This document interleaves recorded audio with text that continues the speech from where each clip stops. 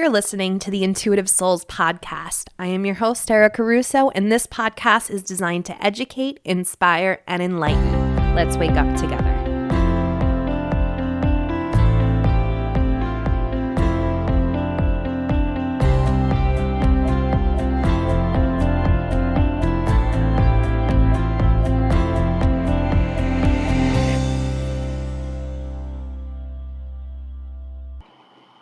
Hey guys. Welcome to the Intuitive Souls podcast. If this is your first time tuning in, welcome. Super excited that the universe led you here. If you are an OG and you keep on coming back and you keep listening and you keep growing, expanding, learning to trust your intuition, shining your light, I fucking love you. Thank you so much for being you. Thank you for coming out of the spiritual closet. And even if you're not out of the spiritual closet, so to speak, that's okay. Just being here, listening to this, taking these tools, taking these conversations, and bringing them into your life to cultivate a really magical life for yourself, that's what I'm here for. This is what this podcast is all about. I love each and every one of you. You guys make this so easy for me. You have no idea. So thank you for being you. Like seriously, wherever you are in the world, wherever you're listening from, whatever you are guided to, whatever path that you are walking, thank you. Thank you for being you. You probably don't hear it enough, but you are amazing. You are absolutely incredible. And it really takes a lot of courage to come out of the spiritual closet, and it takes a lot of courage to come out as a light worker. And having that desire, that burning desire to help people. And I created this podcast because I wanted more light workers. We don't need any more Kardashians. We don't need any more Instagram influencers. We need light workers to come out and help and guide and teach and grow and inspire. It's time. It is time for us to wake up. It is time for us to just put our ego to the side and just show up, you know? Our light doesn't shine in the comfort zone, and that is something that I have learned the hard way. And I am just so honored to be a part of your path and to just help you in whatever it is you're trying to do, whatever path you are embarking on, whatever demons that you are battling, whatever it is. Thank you for being strong. Thank you for being you. I fucking love you. I love each and every one of you. So in this episode, again, if you guys have been listening, you know that I'm going back into the archives because there are so many shows. Like, Jesus, we hit 100 shows already. Like, where, like, what? Like, what is going on? Like, I remember, like, it was yesterday that I went and I emptied out our Crystal Rock 5-gallon empty water tank filled with coins to pay for this microphone, and now we're already over 100 episodes. It's just crazy. But in this episode, I brought back one of the more popular episodes, believe it or not, with my good friend Steph White, who is the owner of 1111 Witchy Babe. She is a bomb-ass tarot reader. I think she also has a YouTube, I'm pretty sure now, so be sure to check her out. I'll have her information in the show notes for you. But we just talk. Man, we just connected. We talked about crystals and just really about everything. I love connecting with her because she is just so real. She's really funny. So enjoy this show, enjoy the conversation, and I will see you soon. Love you guys. Steph, thank you so much for being on the show today. Can you tell us a little bit about your background and how you came to be a professional psychic? Yes. So thank you so much for having me on, Erica. So I'm new to the world in regards to being a professional psychic. I have been somebody that was extremely interested and drawn into all things like metaphysical, spiritual world. I was actually incredibly religious growing up, for a short period of time, which was not something that my family put on me. I actually found the Catholic Church myself when I was like 12. Converted. Wow. Yeah. I converted. It took 2 years. I went to class every Sunday. Like, it was a big deal to me. It was very important. And it was because spiritualism and the Catholic Church actually have a lot of connections. I still use a lot of the teachings that I learned in my practice today. And it was, you know, it was trying to find that spiritual connection that I was seeking. So that was where I started my path.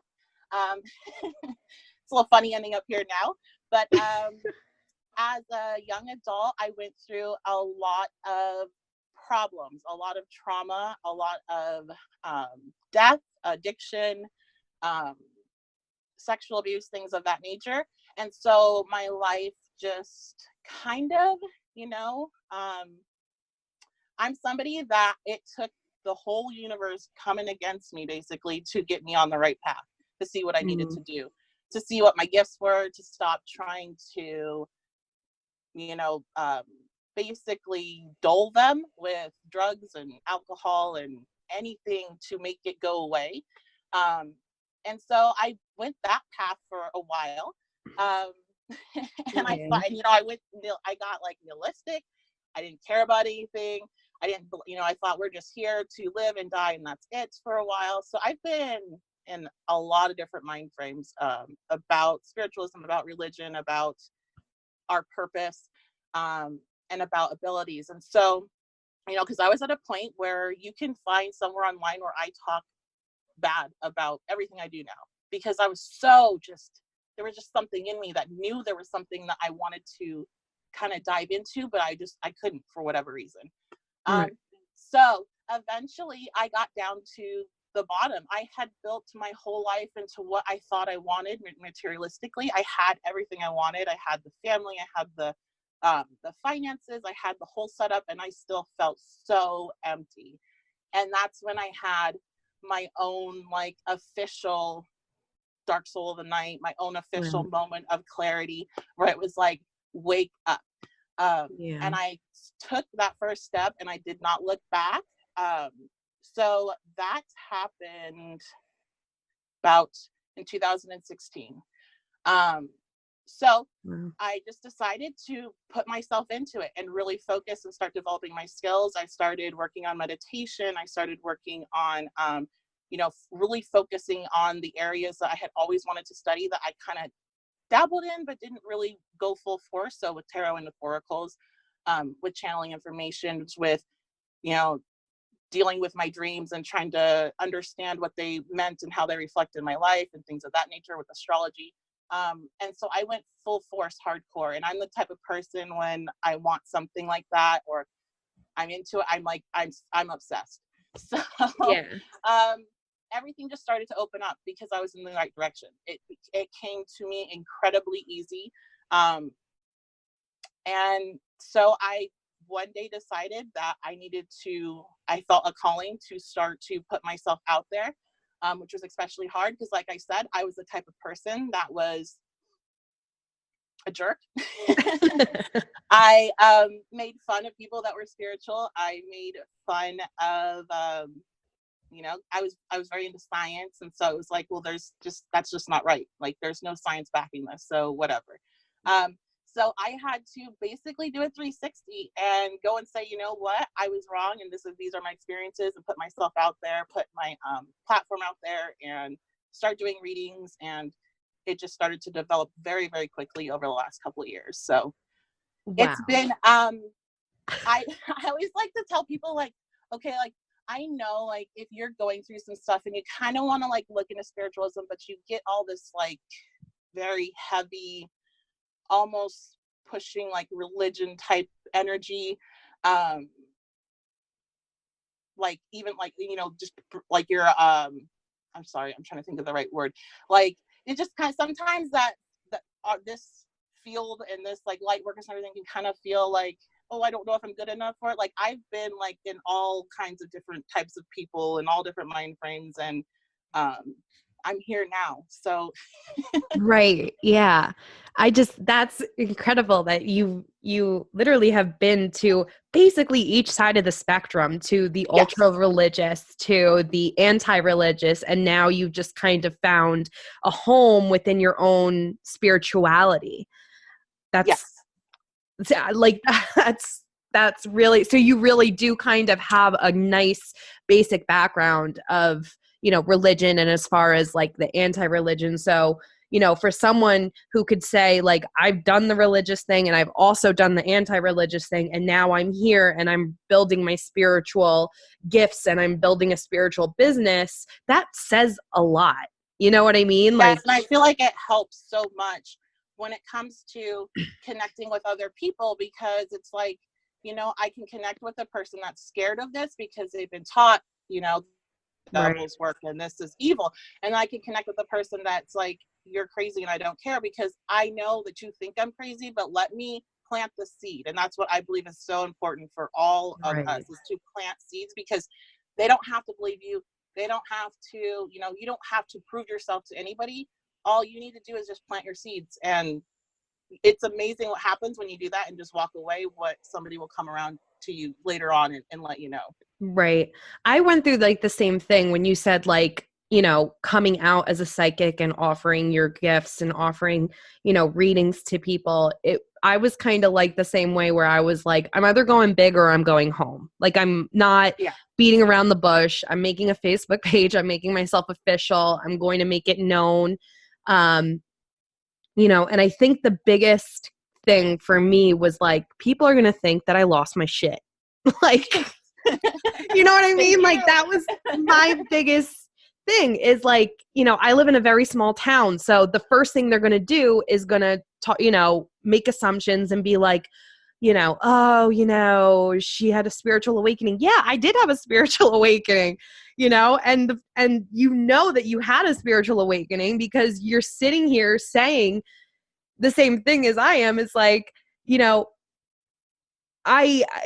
you can't explain it. You can't explain the dark night of the soul because it's different for everybody.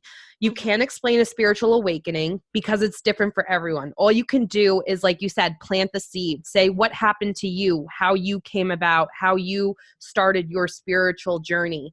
And then you have to walk away. Yes. And you can just only hope that this person at least took a little bit of the information that you gave them to heart. And they sat on it. The last thing you want to do is to shove your beliefs down somebody else's throat, because that does not work. And your beliefs might not be aligned with whatever their path is, and they might not be ready for what you have to say. So I'm all about, and like, that's with my page. I've tried to make it like relatable as possible. Same with the group. Like, I want people to feel comfortable and not to feel like this is just another brand of organized religion, basically. So, and I want to make people feel comfortable that they're not going crazy. I always recommend, because I am still that very logical, like, I still trust a lot of science and things like that. I still always recommend people go and see a mental health professional to rule out anything. But, more than likely, you're not going crazy if you think you're going crazy. Right. It's always kind of the rule there. So, making sure people know that they're not going crazy. They're not alone. There's so many people going through it, is so important to me, because when I was going through it, I was alone, and I got so low, where I knew if I didn't do something in that moment, that night, if I didn't change something with what was happening inside of me, and if I didn't face it, and if I stopped, because I just kept trying to run and trying to cover it, if I didn't face it, I was going to end up not being able to exist on this planet later on. And I have little kids, so I would never do anything like that whenever my kids were little. But at that point in my life, I was thinking, I can't be here for 40 years, 50 years feeling like this. So it was, and so I know feeling like that, feeling that low and not alone, I don't want other people to have to go through that and feel like there's nobody else that understands what that felt like. So that's why I'm really open with my story. I'm really open with like how I am, that I'm not perfect. I'm like, anyway, so, it's important, I think, for us to all realize that we are not alone in this at all. Yeah, I 5,000% agree with that. Like, that was my biggest thing, is like, I love doing readings and I love working with people and I love, tarot and everything and my mediumship and stuff. But at the end of the day, I think like what I want is to just necessarily, because we're waking up at a rapid speed now, Yes. I notice more and more people questioning everything.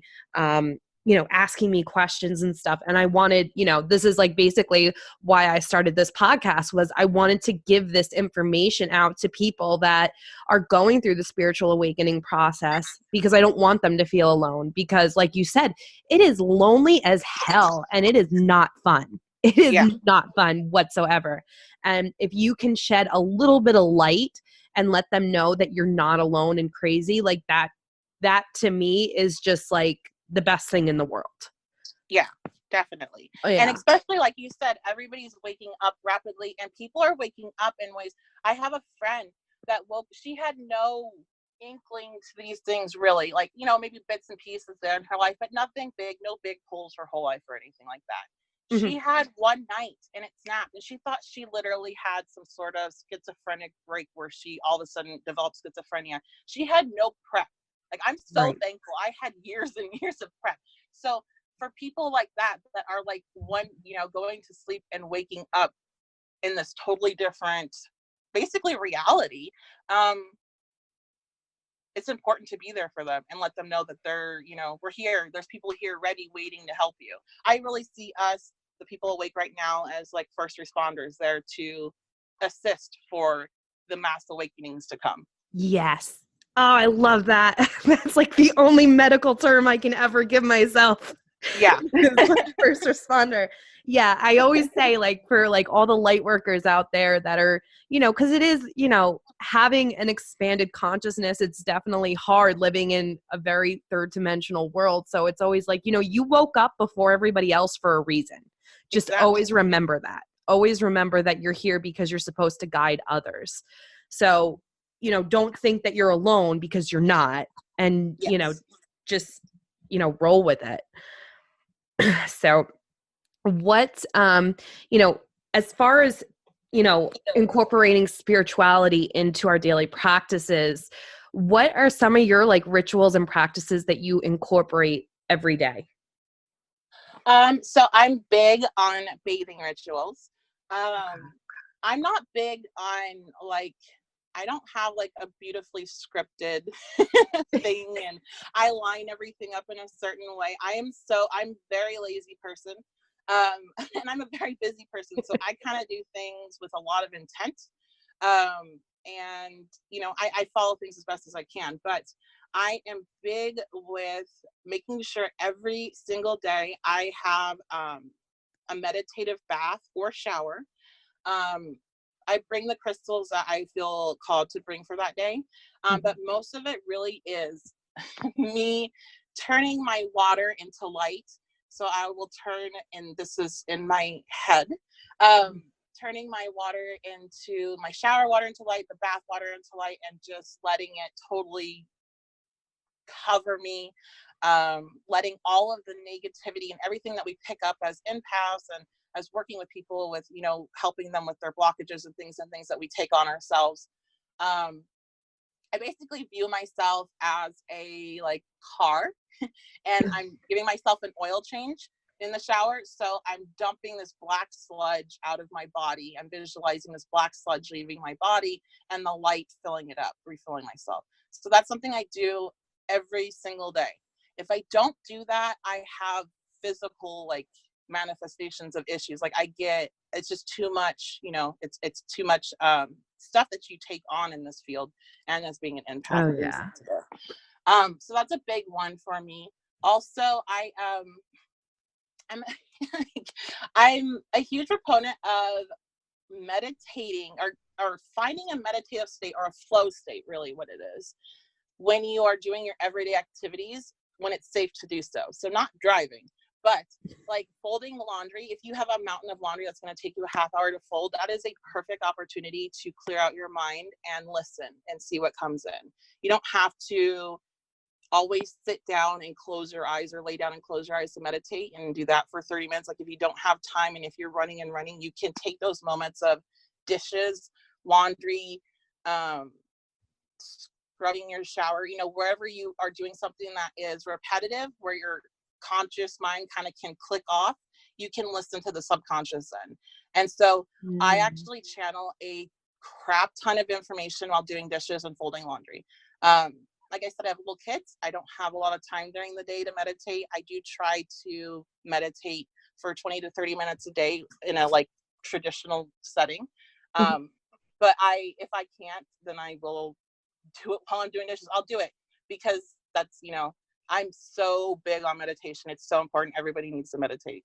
Yeah. It's so important. Yeah. Oh my gosh. Yes. So you have to get it in where you can, and you can do it even if you don't have the time. And so I always tell people that when I give them advice. And I think that's, yeah, with my daily rituals, I think that's about it. I do try to wake up in the morning early, and do, like I said, like a morning meditation, and also pull some cards for myself to kind of get an idea of my energies throughout the day. So yeah, I think that's about it. Yeah. I love, because I am like, I am a meditation junkie. Like I meditate at least, I always try for at least 2 times a day. When I wake up really early and I'll meditate in the morning. And that's always a given. Like I don't leave my bed until I meditate. And then I try to do one later in the evening. But that's like the number one thing I tell everyone who wants to like enhance their gifts, or not even enhance their gifts. It's like meditation. When you want to have a connection to your soul and your spirit, meditation is neat. You can buy all the crystals you can want. You can douse yourself in essential oils. You can read all the books. But if you are not practicing a daily meditation habit, you know, that's the key element into this. Oh, exactly. Yeah. That's, you know, I believe it's like 85% is a meditation. It drives me actually absolutely crazy. And I'm somebody that sells crystals. I go absolutely insane when I see, okay, so tell me exactly what to buy so then I can do this. Like, no, that's not. Yeah. You don't buy this. Like, it helps you, but you are doing most of the work. It's all on you. And so, yeah. And luckily it's like not a hard thing to do when you practice. And a lot of people get frustrated because I'm like, I can't turn off my brain. Well, don't worry about that. Just a thought comes in. Okay, cool. It's there. It just keep trying and it will get easier. Now, when I go into a meditative state, I'm unconscious within like a minute, 2 minutes. I'm gone. So I don't have to deal with the thoughts running and all that. And I'm somebody that is high strung and has tons of anxious thoughts all the time. But when my body is so trained that when I'm going into that state, it happens because it's a muscle. I feel like it's like a muscle and you have to train it.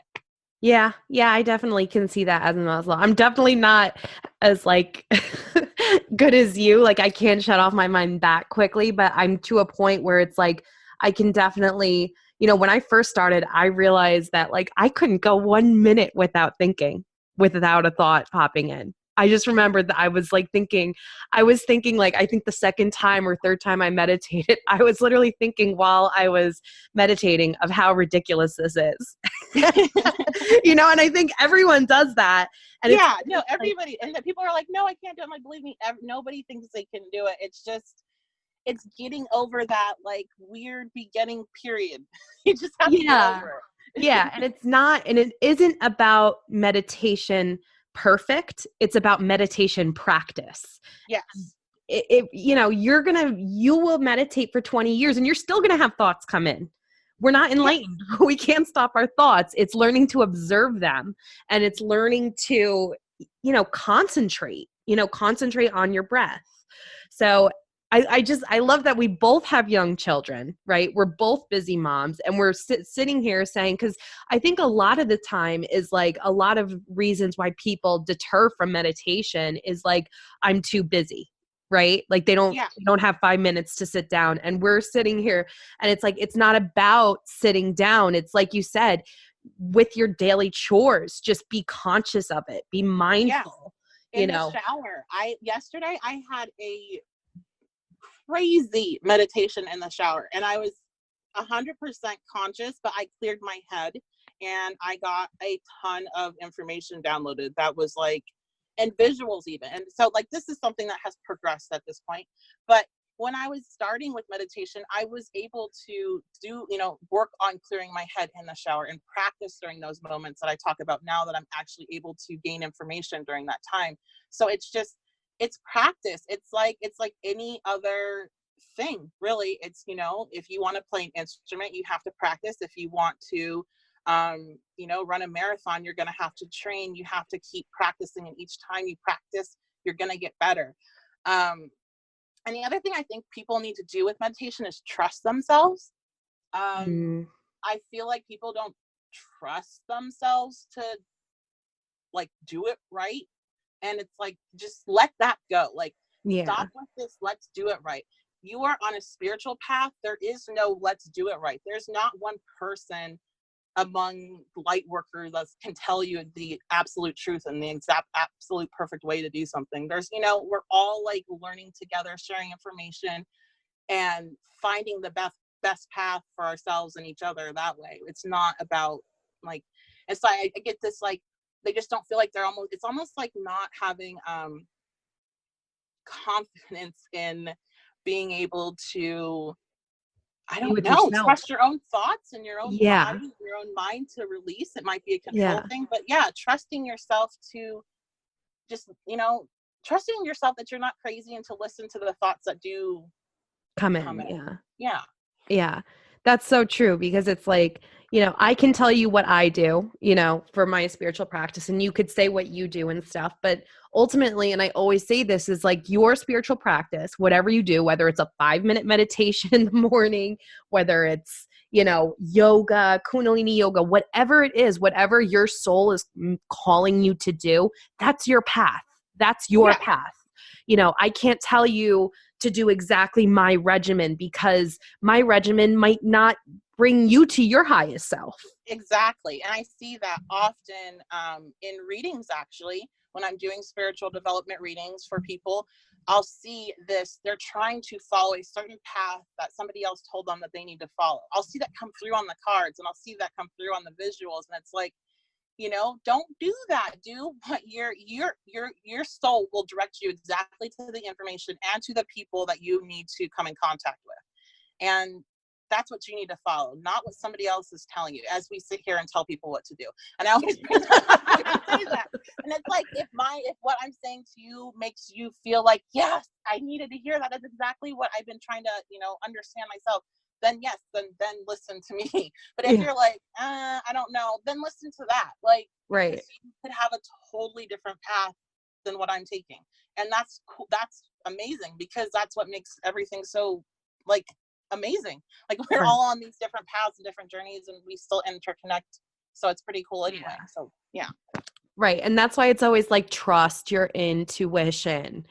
Trust it. If, you know, if I'm sitting here telling you that you should meditate 2 times a day for 20 minutes a day, but you're like, no, and it's not feeling good, and you're not in flow when I'm telling you this, then don't listen to me. Exactly. Like, then don't listen to me. But, you know, it's ultimately just learning to trust your intuition, because that is our calling card. And you know, it's just so important. So, you know, I'm really into, obviously I'm into crystals, but what crystal or crystals do you use that help you enhance your psychic abilities and intuition? So it's funny. I always like kind of call myself the basic bitch of crystals, because my favorite crystals are some of the most popular crystals. I absolutely love amethyst and rose quartz. Rose quartz in particular, I wear it raw rose quartz like every single day. I work a lot from my heart chakra, like a lot, and I need it. Like, I absolutely just need it, period. It completely enhances my readings and my ability to comprehend what is coming in, the information I'm receiving there. I also like amethyst a lot, because that's for multiple reasons. But, you know, really, amethyst, I feel, kind of just really calms me down so I can understand what's coming in. Clear quartz is where I feel what actually kind of like amplifies the messages I'm getting whenever I will have like a wand of clear quartz in my hand when I'm doing readings usually. And then my favorite crystal of all is selenite, because I'm anxious as fuck, and I need it. I need it. Like if I'm doing a reading or I'm doing a live, my heartbeat is like 120 miles, or 20 miles, Jesus. I know. Per minute. And it's like, I'm feeling all the energy on that reading and all the energy of all the people. And it's like, I like have it on my lap and like regularly will touch it. And it zaps all of that. And it just drains it all out of me. So that's like probably my number one, actually.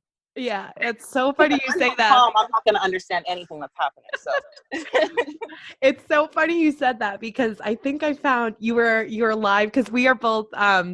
Steph has a wonderful spiritual support and readings group, and I'm a moderator and admin in it. And she goes live, and I just have to tell you the story, because you go live and you can see like the cards that she's pulling and all her crystals in the background, and you can hear her talking. And I like I got the notification, so I started watching. And I'm watching and I'm like, she is nervous as hell. Like I'm feeling like my heart palpitating. So I sent you Reiki, because I'm like, she's so nervous. I get so nervous because I get caught up. I'm a perfectionist. I have perfectionist issues. So I get caught up if I say something weird or wrong, or like I'm not able to access what I'm trying to, like the information that I'm getting is not making sense yet, and there's like a pause.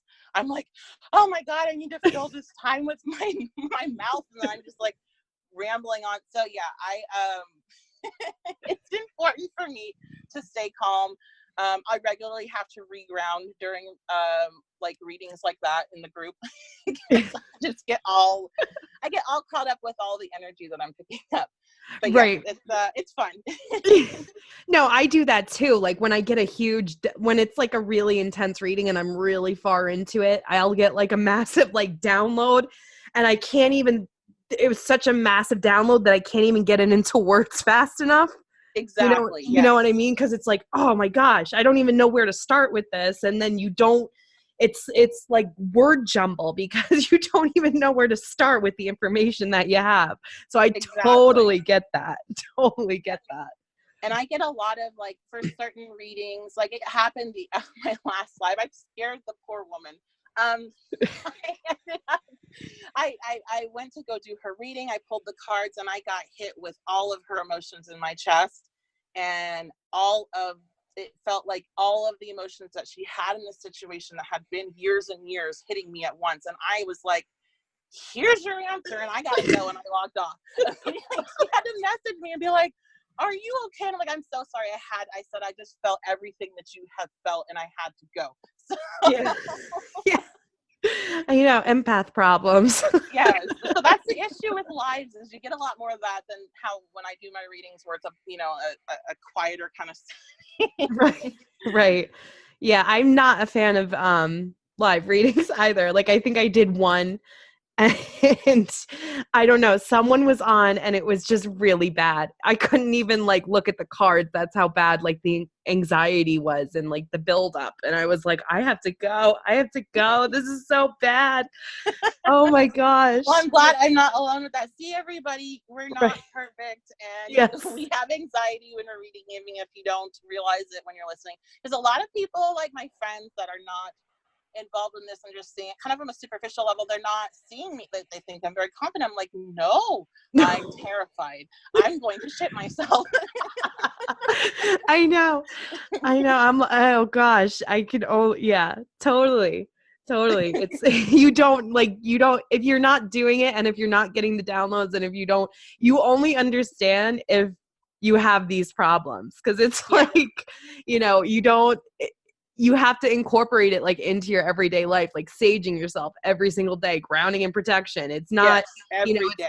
It's not like we walk around, Earth like we're just, normal people. It's like, no, we actually have to take care of ourselves and our well-being, and we have to really like focus. We have to focus on where our energy is going, because it's so, I can like really, like my husband, where we would be driving, right? And I will just like start astral projecting.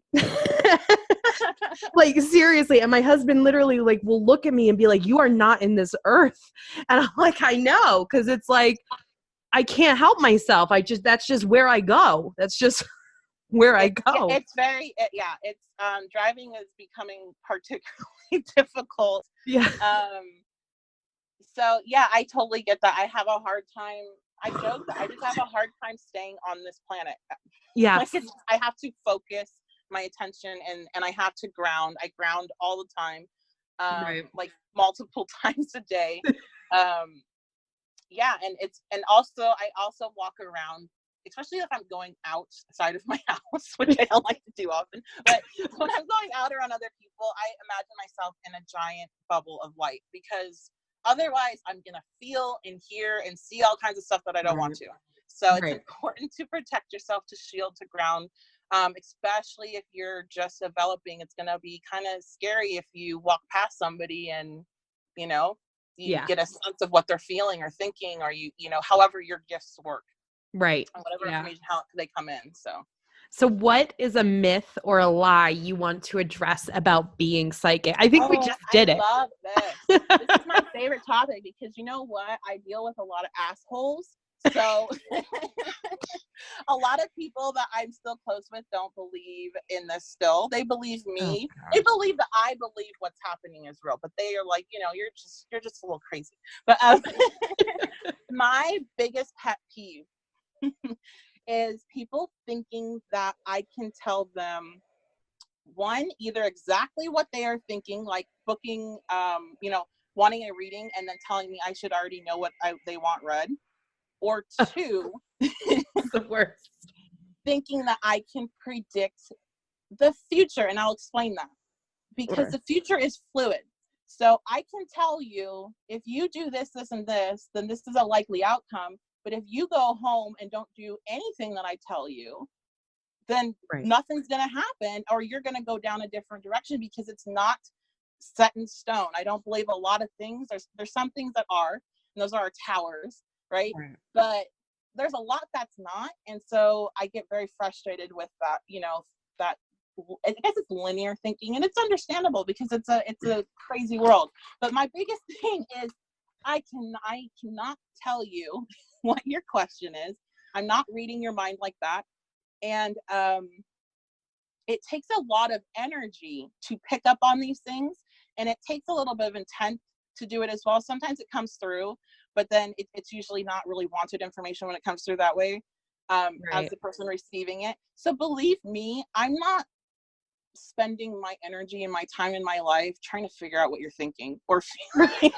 Like, not at all. Because I know this is what people think. They think that, and they even get kind of, I've noticed, get scared of you. And it's like, I'm telling you, like, you're not that important. I'm sorry, I don't want to. But it just takes too much energy, too much focus. I'm the type of person myself, I don't even want to, like, I'm not, if somebody's like, oh, somebody said this about you, I don't want to hear what anybody said about me. Like, I don't like that kind of thing. So I definitely don't want to pick up on how people feel or what they think about me, in that regard. So, I mean, everybody's, and also the fact that I think people think all of our gifts and the information comes in the same way, and it's not like that. So just because your aunt saw like a movie screen flash before her eyes whenever she said that she was psychic, that doesn't mean that that's how I receive my information. So, and that doesn't mean that the way I receive my information is wrong, or it's bad information, or whatever. It's just that everybody that I have met that has gifts, they receive their information differently. Like, even in the littlest ways, it's still different. So I think that's important to remember as somebody, if you go and seek help from something that's psychic, but also as just a person yourself, knowing that your gifts might come to you differently than they have come to other people that you know. Right. Yeah, definitely. Like, what are your strongest clairs? Sentient, definitely. I feel everything. I feel a lot. I'm starting to get a lot more visuals as of lately with upping my meditation. But it's my thing is all on feelings. I do also have clairaudience, so I do get nice little that kind of usually comes through as a clarifier. I'll get little dings of information there, but I work a lot through with my feelings and the information I get that way. Yeah, see, what we're talking about, guys, is there's psychic portals. And what these psychic portals are basically your five senses, or there's more. There's like eight. Yeah, there's more than that. But your main ones are your clairvoyance, which is basically your mind's eye. And then there's your claircognizance, which is clear knowing, and clairsentience, which is clear emotional feeling. And like she said, everybody gets their stuffs differently. Me, I'm very clairvoyant and I'm very claircognizant. And I'm clairsentient, but I feel like because I'm an empath and because I struggled with this most of my life, I've just learned boundaries with that, where I just kind of shut off energetically because I don't want to feel it. Yeah. It's really interesting. I found a lot of healing through feeling other people's feelings because I have a hard time feeling and processing my own feelings. Right. And it's really weird to live in this body that can comprehend very clearly other people's feelings and why they're feeling them and where they're coming from, and not be able to grasp your own whatsoever. Right. Yeah. So it's helped me a lot with being able to process my own emotions and my own feelings. I don't know, it just expanded that within me as well. So I definitely, like, for myself, I figured, one day if I have these gifts, because I was like I love Sabrina the Teenage Witch and Charmed, and that was my thing. So I was like, I want to be a witch one day, or I want to be, have gifts one day. And I always thought I was have these visions and flashes and all that, but it's these, it's a mixture between clairsentient and claircognizance. It's definitely feelings, but it's known fact as well, is the best way I can describe it. Yeah. And my clairvoyance is very it's so hard to and it's all changes too. So I now will sometimes be doing readings, and I will see words on the wall will come up and pop up. Things like that will start to happen. So I get really weird when I talk about it, because it literally changes for me like every couple of days. Yeah, that's so, thank God you said that, because it was so funny. Because when I'm channeling, when I'm doing mediumship, right, I start off like at the beginning of my development, I was really clairvoyant. Like, I could see the person in my mind's eye. I could see the car they drove. And I liked that because it gave me evidence, or that, okay, I'm not going crazy. And then all of a sudden, out of nowhere, the clairvoyance shut off, and it was just like claircognizance, and I freaked out. I was like, my mediumship is gone. I don't know what I did with it. I don't know, and my teacher said, no, it's just developing. It's always going to be developing. Your clairvoyance might shut off for 6 months, and then all of a sudden it will come back up in a reading. It's just you shaping your gifts, and you can't, you just have to roll with it. I think part of it is your higher self, your guides, whatever, whatever's going on. That's my favorite, because it's like, I don't know if I'm right on this, but whatever you want to call it. Yeah. Is trying to push you to develop and not like lean on one gift, because you have multiple gifts. So you're, if you only use that, then you wouldn't really push on other things. Like, I know, like, my I'm really like I get freaked out with being clairvoyant. It like scares me still. And I think we've discussed different stuff with mediumship and how I've had hits here and there, but I shut it down because I feel like I'm not necessarily ready for that. Mm-hmm. And so it's just really interesting how even in those moments where you might shut something down, how it will still try to like come back and come in a different way, or come in a different time. So yeah, I think it's every day is different. Every day is new and different when you start to walk in your path and you start to use your gifts. And I don't know how to explain that really until you are doing it yourself, and then you'll understand what I'm saying. Yeah. I know what you're saying. But oh my gosh. So what are 3 pieces of advice you want to give the listeners about embarking on their spiritual journey? So I think we kind of touched on. I think we did too. But I actually wrote some down. My first thing, my biggest thing is to trust yourself. You are not crazy. Trust the information that you receive, even if it's wrong, right? I believe that you receive wrong information for a reason too, because I've received wrong information because I needed to get a full picture of something. And, things come around full circle. So you need to trust yourself, because that's the only way you can start to work on discernment. That's the only way that you can start to identify intuition versus feelings. And that's basically the starting point if you want to develop any type of psychic abilities that you have. The second part is to experiment on your path.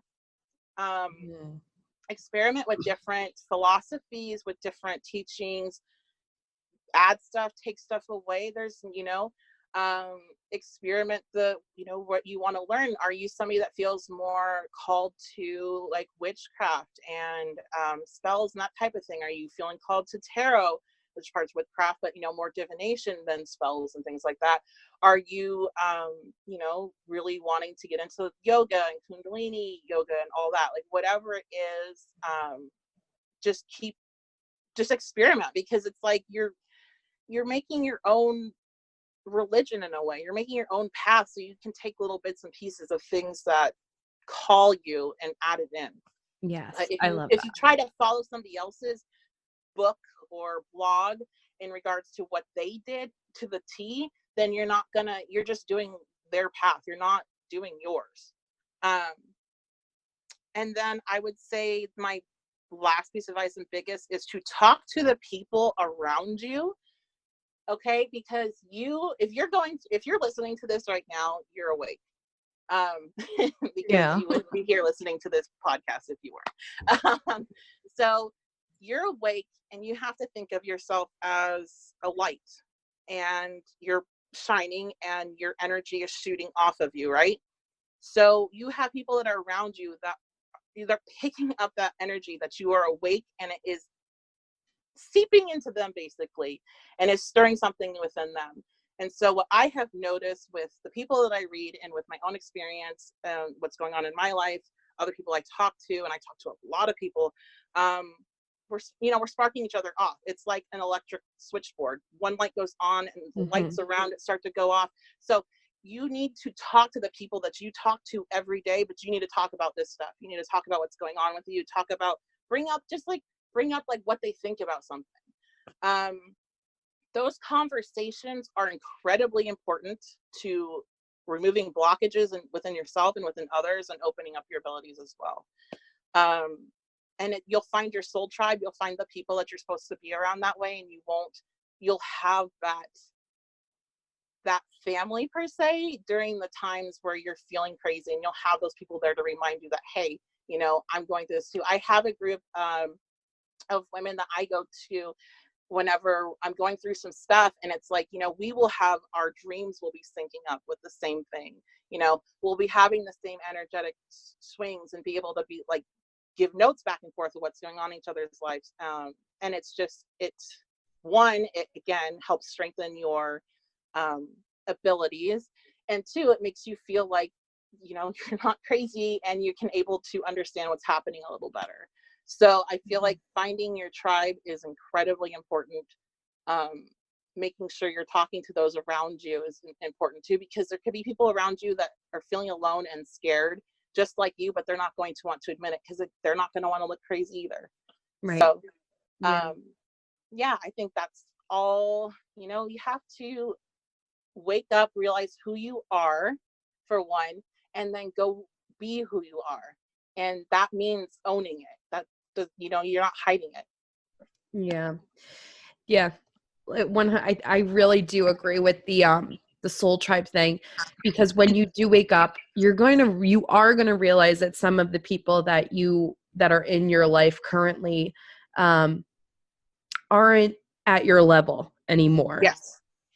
So you are going to feel alone, and you're going to want to find a tribe. And there's so many excellent, excellent groups on Facebook with like-minded individuals that, are going through the same thing. They're all across the world, and it's really great.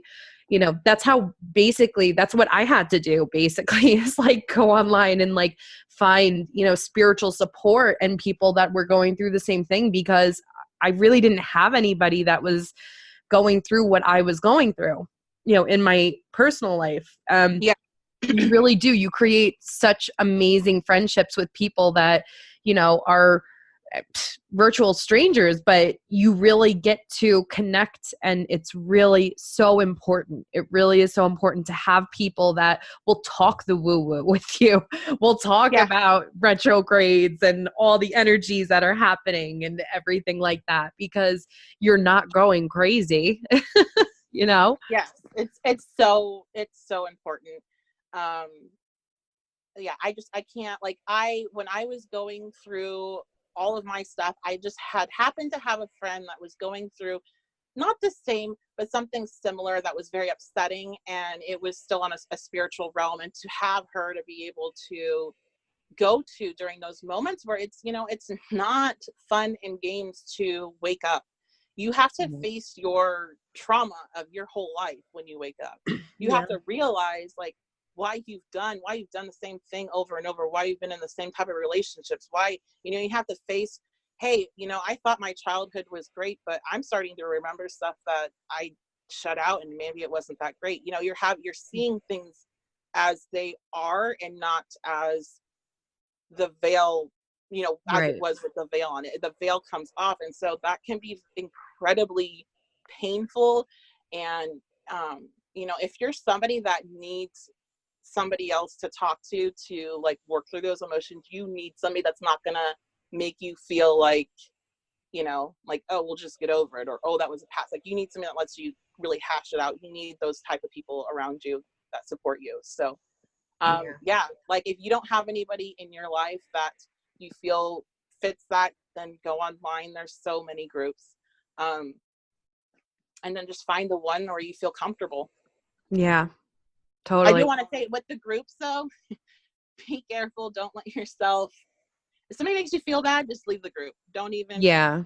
And don't I've had to put that, leave don't, like, don't act like that, because there's a lot of like narcissistic jerks that are attracted to this too. So you have to remember that and use your discernment on who you're going to let into your energy.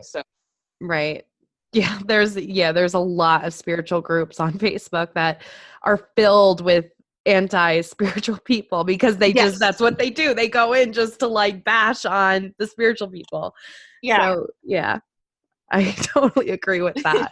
Oh gosh, Steph, thank you so much for coming on, and thank you so much. Oh, you're welcome. For all of the information. If you guys want to check her out, I will keep all of her information in the show notes. She is the owner and operator of 1111 Tarot Babe on Facebook, and she has a wonderful group called, what is it again? It's Spiritual Support. 1111 Tarot Babe, readings and spiritual support. Awesome. Thank you so much. You're welcome, and thank you for having me.